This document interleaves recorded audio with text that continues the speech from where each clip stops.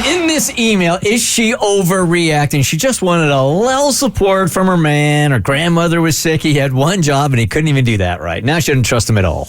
Hey, Bert Show fam, I need your opinions on whether or not I'm overreacting to the situation because I'm in a sensitive state, or if I'm in the right to react this way. My husband and I have been together for almost 7 years now, and we have a 2 and a 3-year-old. Over the weekend, my grandmother had an accident and was placed on life support. I flew out to see her in another state because I wanted to make sure I said goodbye since I didn't get to see my grandfather, her husband, before he passed. That's sad. I specifically asked my husband if he'd stay home from work for one day so he can be with the kids since my mom is under the weather and was already watching my sister's son before I booked the flight, and he said he would. So I leave, go say bye to my grandmother, and she passed Monday morning. All I wanted to do was FaceTime my kids because I just needed some glimpse of happiness in my time of pain, and he wouldn't answer the phone. I called, sent messages via text and Snapchat, no response. I asked where he and the kids were and how they were doing, and he just said that they were fine. All the responses were very short. So I started to get suspicious. I arrived home late Monday night after they were sleeping, and as I go to change their diapers, I see someone had written their names on their diapers so they can know which size went to which kid. It was at that moment I knew that he had taken them somewhere so he could go to work.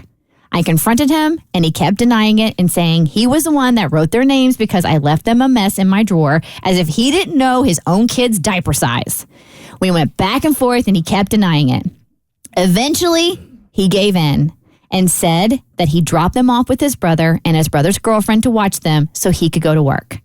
I'm furious! It was in all caps exclamations. His excuse was that he told his supervisor that he couldn't come in, and they denied his request.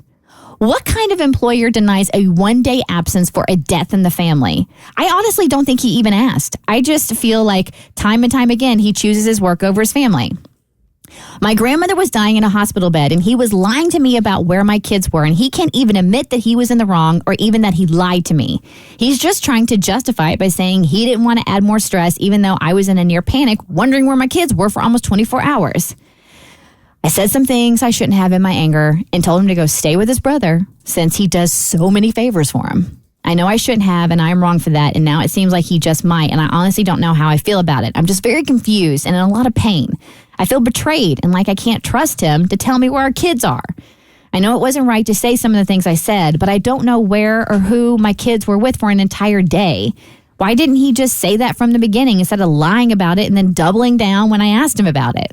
I just don't know what to do. Please help, Bert Show. You just need to both sit down and just say sorry. You both done messed up. He messed up real bad. Yeah, he did. And then we're not exactly sure what it is you said, but you already know that what came out of your mouth you don't mean, and it was hurtful. So just sit down and apologize and talk it out and move on, damn it. Yeah, you had we could end it there. Yeah, you had a human reaction to something stupid that he did. I agree. You just need to talk it out. Like, I don't think this is something you need to blow up your relationship over.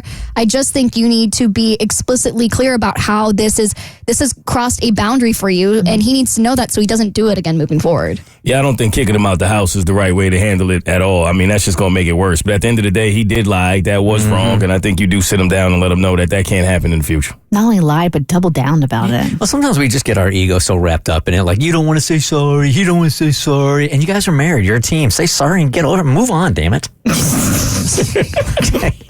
You're not wrong. Hey, Kaylee. Well, I have a theory on why he lied. Because either way, it was going to be a fight. If he was honest, she wasn't going to be happy. So he thought if he could lie, he might not have to deal with her being mad about the truth. Yeah, that's a great guy mentality that's gotten me in trouble every single time. Well, I think it depends on That's the definition of how to make it significant other. worse. It depends on how hot and heavy the significant other gets about certain things. Because sometimes you were about to say stupid things. This is not stupid.